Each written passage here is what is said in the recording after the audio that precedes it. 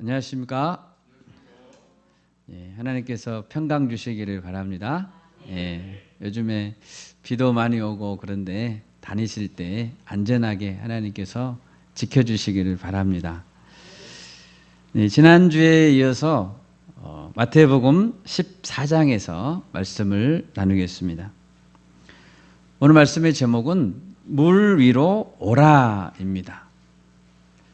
오병이어 사건에서 예수님은 제자들에게 너희가 먹을 것을 주어라 라고 하시면서 목자로서의 책임감을 새겨주셨습니다.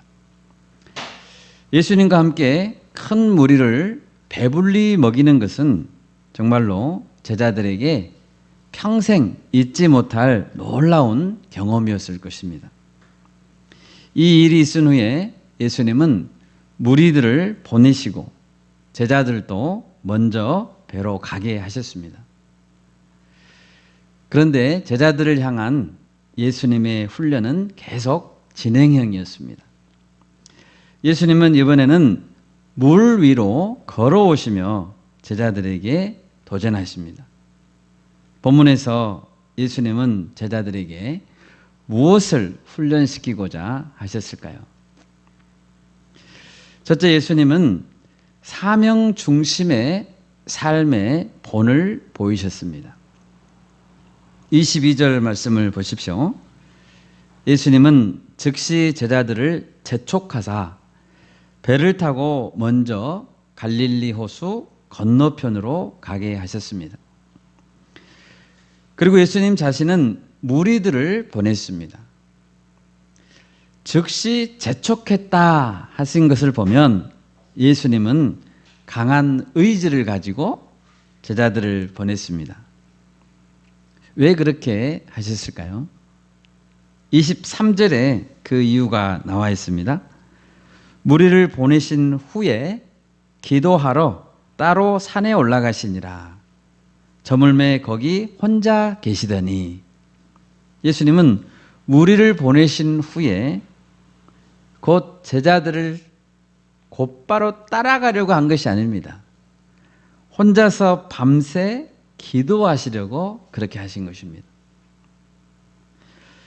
또 한 가지 이유는 오병이어 사건 직후에 발생한 특별한 상황 때문이었습니다. 다 함께 요한복음 6장을 찾아보겠습니다. 요한복음 6장 13절에서 15절 말씀 합독하겠습니다. 요한복음 6장 13절에서 15절입니다. 이에 거두니 보리떡 5개로 먹고 남은 조각이 12바구니에 찼더라. 그 사람들이 예수께서 행하신 이 표적을 보고 말하되 이는 참으로 세상에 오실 그 선지자라 하더라. 그러므로 예수께서 그들이 와서 자기를 억지로 붙들어 임금으로 삼으려는 줄 아시고 다시 혼자 산으로 떠나 가시니라. 아멘. 사람들은 예수님께서 행하신 그 표적을 보고 억지로 붙들어서 임금으로 삼으려고 했습니다. 병도 고쳐주셨죠.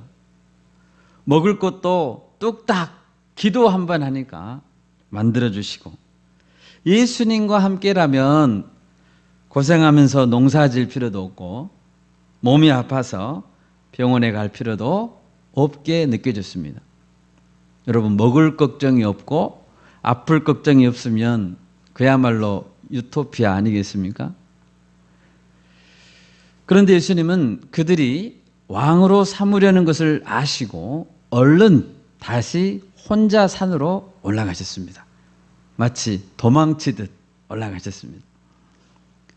무리들이 기대하고 바라는 왕은 예수님이 원하는 왕이 아니었기 때문입니다. 무리들이 예수님을 왕으로 삼을 분위기였다면 제자들의 기분은 어땠을까요? 분명히 제자들은 뭔가 심상치 않는 분위기를 느끼고 기분이 들떠 있었을 것 같아요. 예수님과 함께라면 다윗과 같은 왕국을 세우는 것은 시간 문제다. 로마 제국의 압제도 금방 끝낼 수 있을 것처럼 보였습니다. 자기들은 예수님의 최측근이니까 좌우편에서 총리나 장관에 오를 수 있다고 생각했을 것입니다. 예수님은 이런 분위기를 아시고 무리들과 제자들을 빨리 해산시키고자 한 것입니다. 여러분, 예수님의 평생의 각오는 무엇이었습니까? 마가복음 10장 45절 우리 같이 한번 읽어보겠습니다. 마가복음 10장 45절입니다.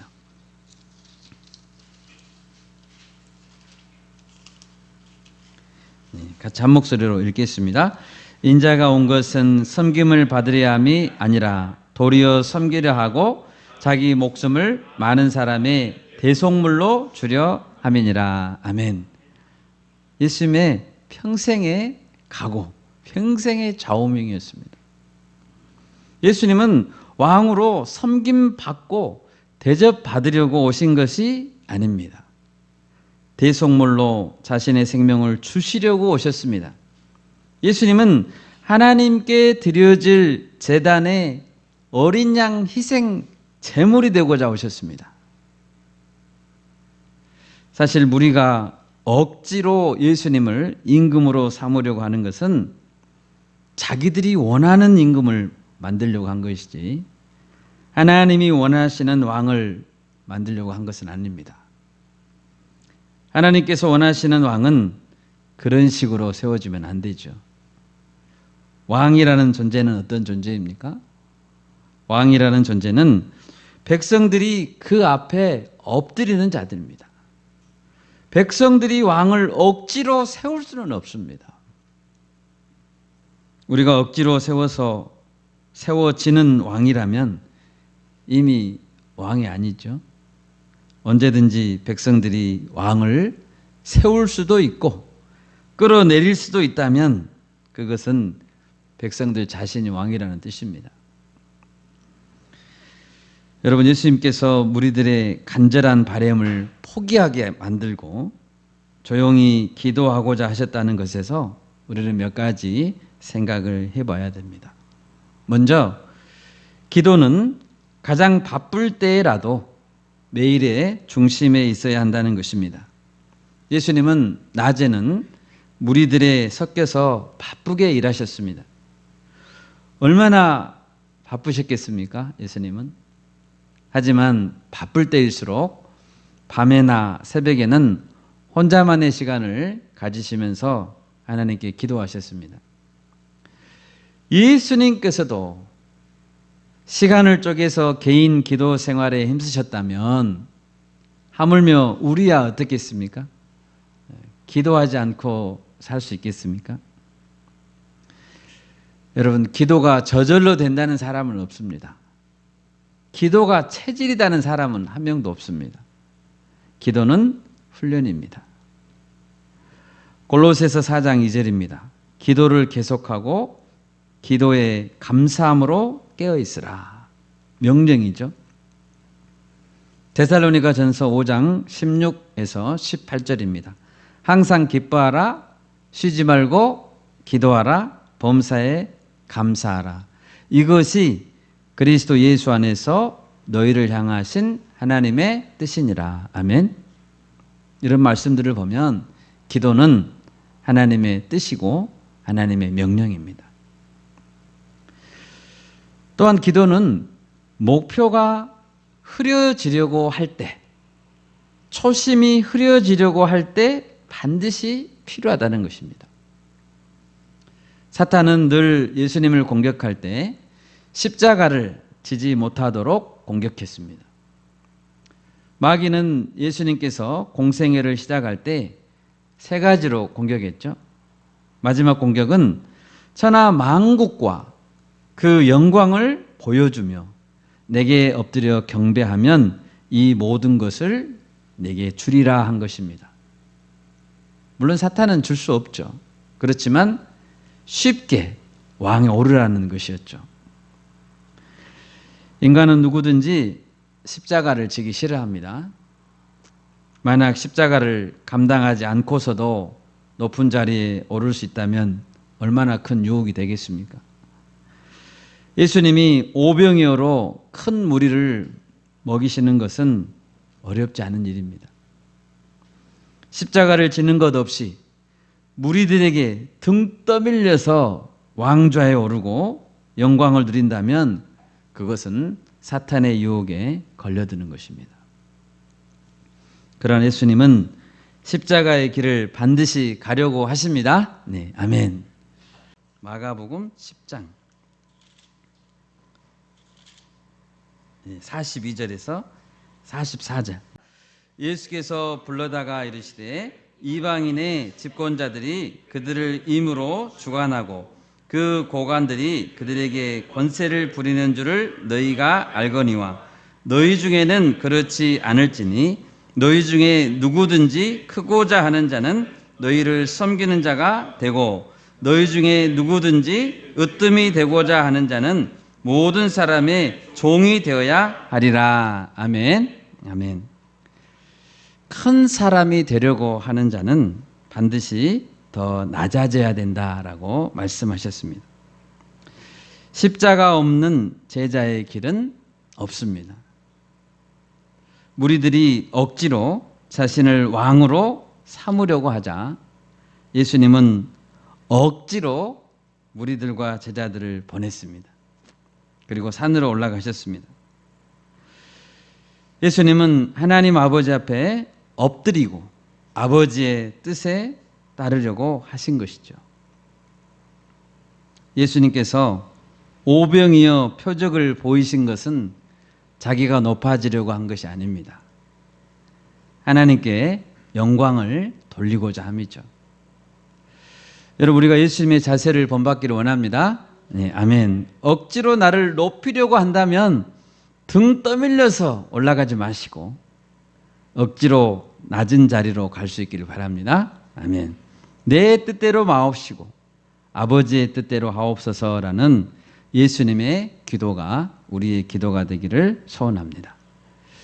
둘째로 예수님은 오늘 본문에서 물 위로 걸어서 제자들에게 오셨습니다.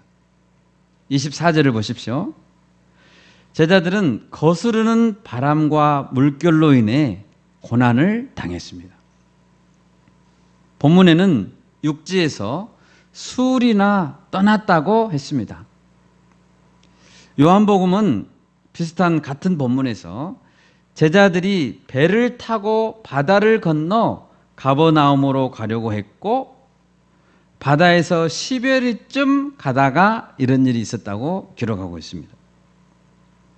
제자들은 약 5km 정도를 노를 저어서 갔습니다.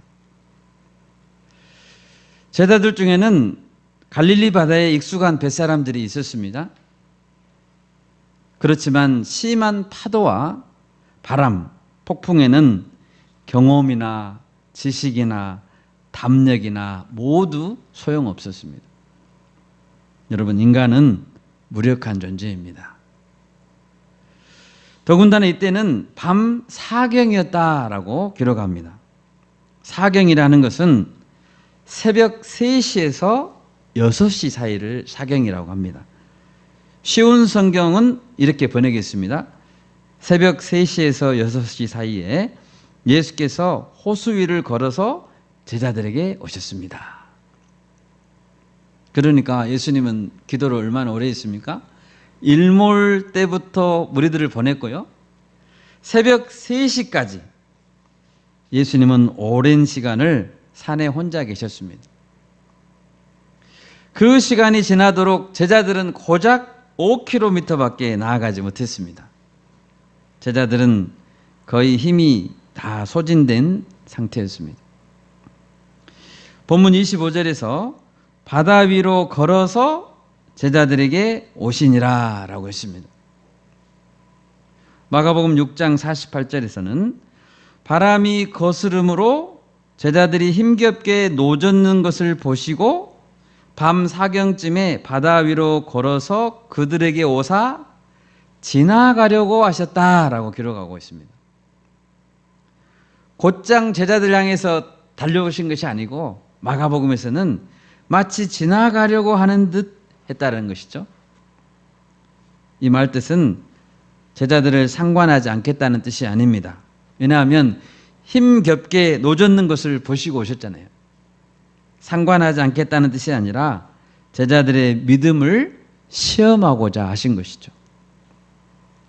제자들은 바다 위로 걸어오는 어떤 물체를 보고 갈릴리 바다에 사는 큰 바다 괴물인가? 아니면 유령인가? 라고 생각했습니다. 그래서 소리를 질렀습니다. 마태복음 8장에 보면 예수님은 갈릴리 건너편 가다라 지방에 귀신 들린 자를 고치러 간 사건이 있었죠. 그때에도 갈릴리 바다에 큰 노을이 일어나 배가 물결에 부딪히고 제자들은 죽을 고생을 했습니다. 그런데 그때는 예수님이 배에 타고 계셨죠. 주무시고 계셨습니다. 옆에 누워 계시니까 급하면 깨워서 도와주세요. 죽겠습니다라고 할 수 있었습니다. 그런데 오늘 본문에서는 예수님이 배에 함께 타고 계시지 않습니다. 제자들만 배에 타고 힘겹게 노를 젓고 있습니다. 제자들은 당연히 예수님이 물 위로 걸어서 오실 수 없다고 생각했습니다. 예수님이 도울 수 없다고 생각했습니다. 바람이 거스름으로 물결로 말미암아 고난을 당하더라. 아마 세계 최고의 수영 선수도 헤엄쳐 올 수 없는 그런 물결이었을 것입니다. 제자들은 두려웠을 것입니다. 여러분, 그런데 예수님 오셨습니다. 바람이 불어도 예수님 오십니다. 아멘. 파도가 높이 쳐도 예수님은 오십니다. 아멘. 그 사이를 헤치고 파도를 헤치고 막 물을 맞아가면서 예수님이 걸어오시는 장면을 한번 상상해 보십시오. 어두컴컴하고 새벽이니까 아무것도 잘 안 보여도 예수님 오실 수 있습니다. 아멘? 아멘. 예수님은 어떤 상황에도 오실 수 있습니다. 여기서 우리는 무엇을 알 수 있습니까? 예수님은 우리들의 형편을 다 아신다는 것입니다. 같이 가까이에 계시지 않고 멀리 산 위에 계셨죠. 지금 하늘 위에 계시지만 예수님은 우리들의 형편을 다 아십니다. 아멘. 우리가 힘겹게 노를 젓고 있으면 예수님이 아신다는 것입니다. 우리 인생의 항해 중에 우리도 역풍을 맞을 수 있습니다. 아무리 앞으로 나아가려고 해도 자꾸만 뒤로 가려는 듯한 현실을 우리는 맞이하고 지쳐 있을 수 있습니다. 그때에도 주님은 다 알고 계심을 믿습니다. 아멘. 또한 예수님은 어떤 상황에도 우리를 도우실 수 있다는 사실을 알 수 있습니다. 제자들도 그 밤중에 그 바다 한가운데서 아무도 자기들을 도와줄 수 없다고 생각했지만 예수님은 오셨습니다. 성경에서 예수님이 물 위를 걸어오신 그것은 딱 한 번뿐이죠. 이때뿐입니다. 그러니까 제자들은 물 위를 걸어온다는 것을 상상할 수 없었습니다. 예수님은 우리가 항상 상상할 수 없는 방법으로 역사할 수 있습니다. 아멘. 여러분이 한 번도 경험해보지 못한 그 일도 예수님은 할 수 있습니다. 27절 말씀, 본문 27절입니다. 우리 다 같이 한번 읽겠습니다. 27절 말씀. 예수께서 즉시 이르시되 안심하라, 나니 두려워하지 말라. 아멘. 예수님은 여기서 용기를 가져라, 바로 나다, 두려워하지 말라라고 하셨습니다. 여기서 나니라는 이 한글로 번역된 이 부분은 헬라어에는 어려운 단어지만 에고 에임이라는 그런 단어입니다. 유명한 이 단어죠. 에고 에임이 두 단어입니다. 이 말 뜻은 나는 무엇이다 라는 뜻입니다. 나는 존재한다 라는 뜻도 됩니다. 그것은 나다 라는 뜻입니다. 이 두 단어는 출애굽기에서 하나님께서 나는 스스로 있는 자다 라고 말씀하셨을 때 자신을 표현했던 바로 그 표현입니다. 그러므로 예수님은 이 말씀에서 자신이 곧 하나님이심을 선언하고 계신 것입니다. 나니 두려워하지 말라. 우리 다 같이 시편 77편 19절을 한번 읽어보겠습니다. 시편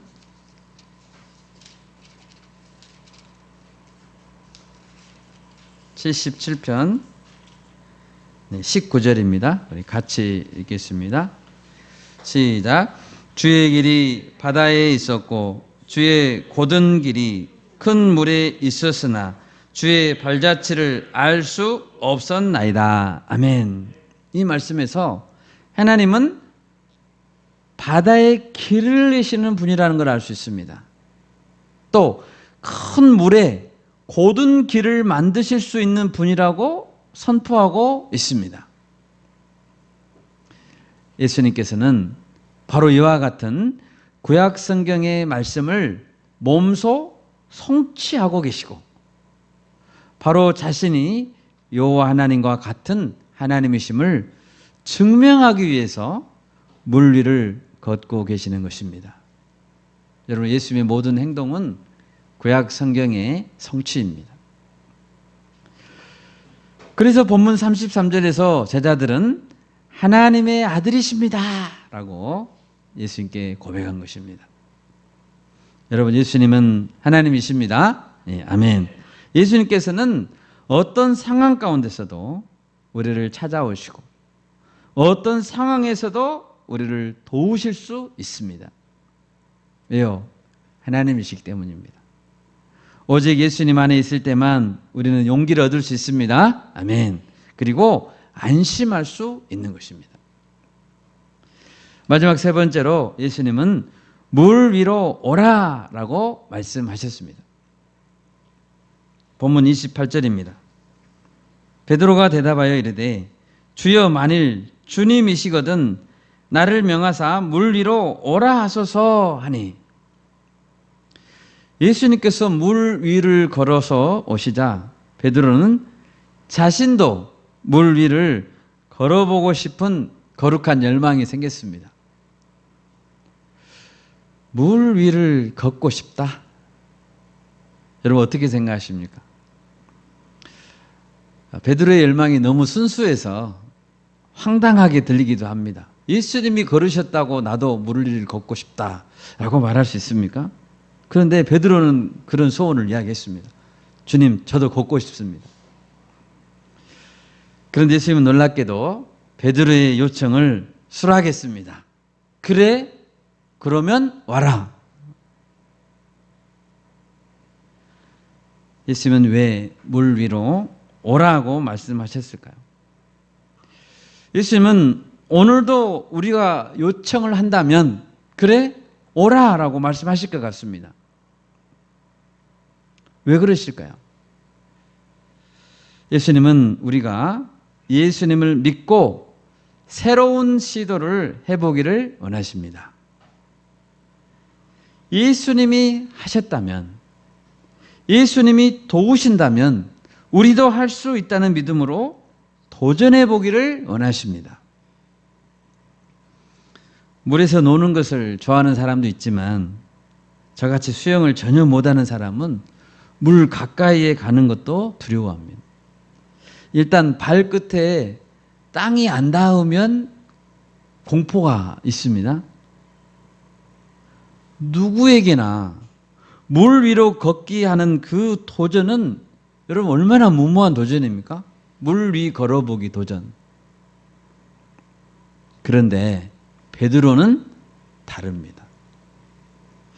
오라는 예수의 말씀이 있었거든요. 아무나 물 위를 걸으면 안 됩니다. 어떤 사람만 걸을 수 있습니까? 오라고 주님이 말씀한 자는 그렇게 할 수 있습니다. 오라는 예수의 말씀을 분명히 들었다면 더 이상 그것은 무모한 도전이 아닌 것입니다. 아멘? 아멘. 그것은 새로운 시도인 것입니다.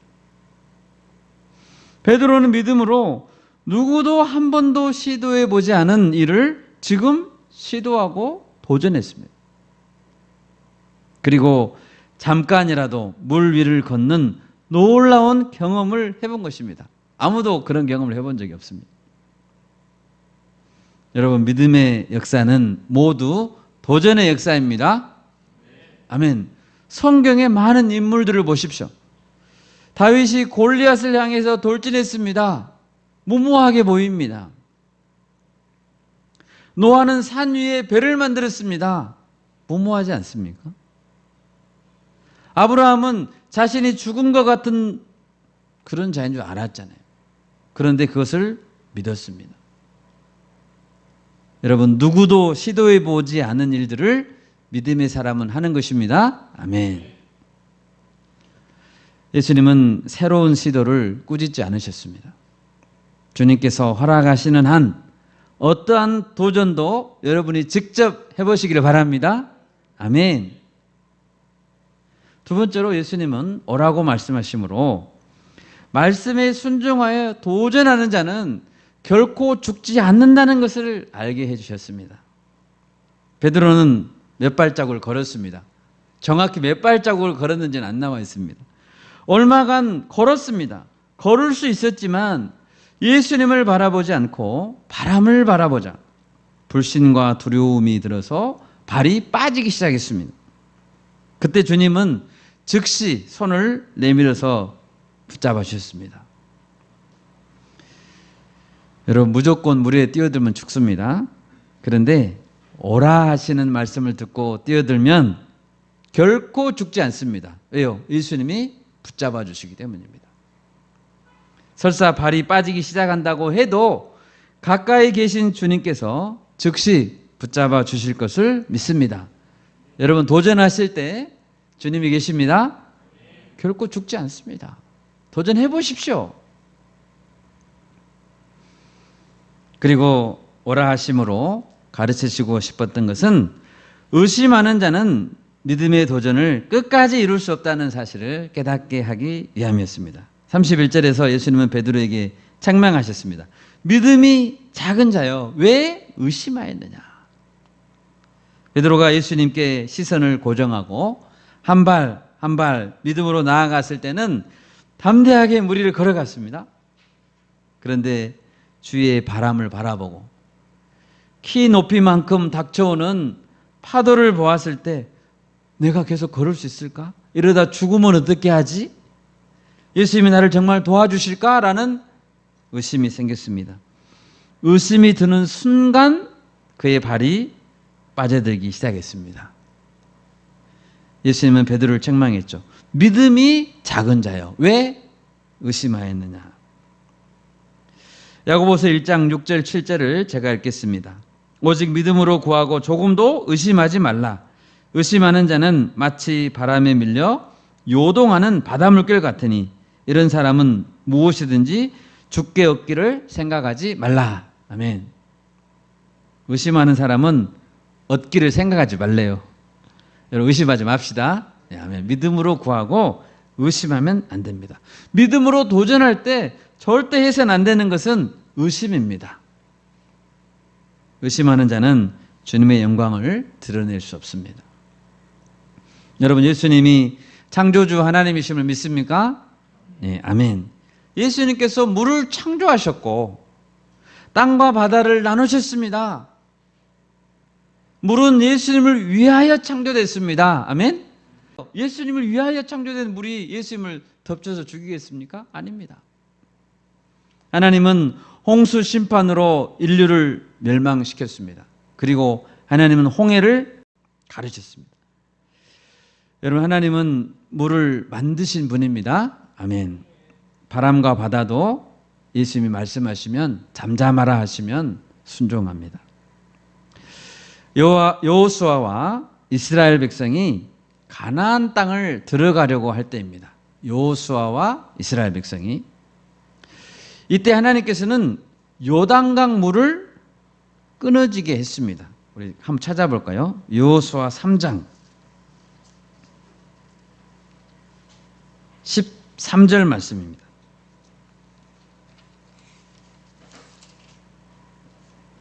여호수아 3장 13절 말씀 같이 한번 읽겠습니다. 시작. 온 땅에 주 여호와의 궤를 맨 제사장들의 발바닥이 요단물을 밟고 멈추면 요단물 곧 위에서부터 흘러내리던 물이 끊어지고 한 곳에 쌓여 서리라. 하나님의 말씀이시죠? 제사장들의 발바닥이 요단물을 밟으면 물이 끊어지고 물이 한 곳에 쌓여서 선대요. 그 시기는 요단강 물이 흘러 넘치던 그런 시기였다고 합니다. 하나님이 이렇게 말씀하셨지만 이스라엘 백성들은 한 번도 강물이 선 것을 본 적이 없죠. 쌓여서 선 것을 어떻게 보았겠습니까? 막상 물속에 발을 내디딘다는 것은 믿음의 결단이 필요했습니다. 여호와의 궤를 맨 제사장들이 요단 강물 속으로 먼저 들어가기 시작했습니다. 여호수아 3장 16절에서 17절 말씀 우리 같이 한 목소리로 읽겠습니다. 16, 17절입니다. 곧 위에서부터 흘러내리던 물이 그쳐서 사르단에 가까운 매우 멀리 있는 아담 성읍 변두리에 일어나 한 곳에 쌓이고 아라바의 바다 여매로 향하여 흘러가는 물은 온전히 끊어지매 백성이 여리고 앞으로 바로 건널새 여호와의 언약궤를 맨 제사장들은 요단 가운데 마른 땅에 굳게 섰고 그 모든 백성이 요단을 건너기를 마칠 때까지 모든 이스라엘은 그 마른 땅으로 건너갔더라. 아멘. 넘실대던 물이 멈춰서고 한 곳에 차곡차곡 쌓였습니다. 여러분 그런 일이 있을 수 있습니까? 출애굽기 14장 22절에 보면 홍해를 이스라엘 백성이 건널 때는 그들이 육지로 걸어가고 물은 그들의 좌우에 벽이 됐다고 기록되어 있습니다. 여러분 그런 일이 있을 수 있습니까?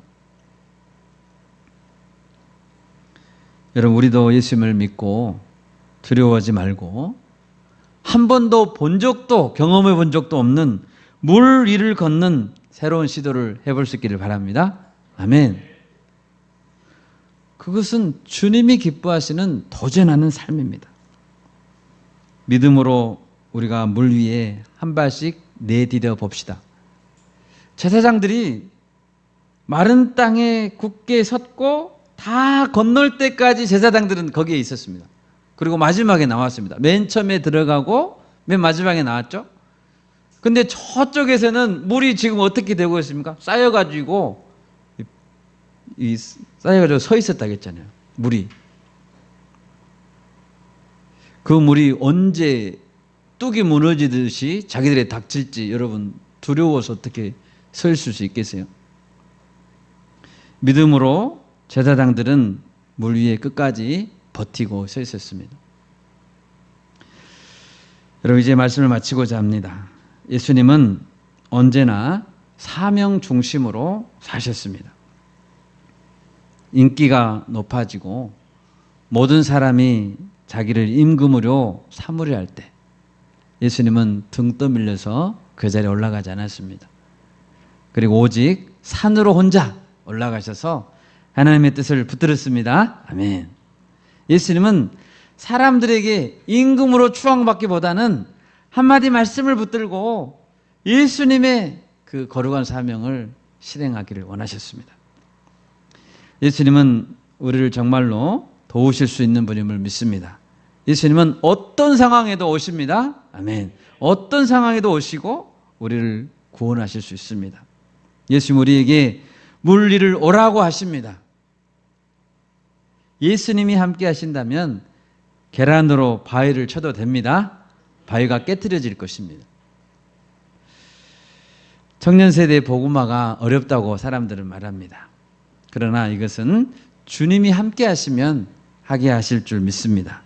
청년 세대의 복음화와 열방 선교의 담은 높습니다. 그러나 주님이 주신 거룩한 소원을 갖고 믿음으로 도전합시다. 아멘. 우리를 통해서 역사하실 주님을 기대합니다. 아멘. 제가 기도하겠습니다.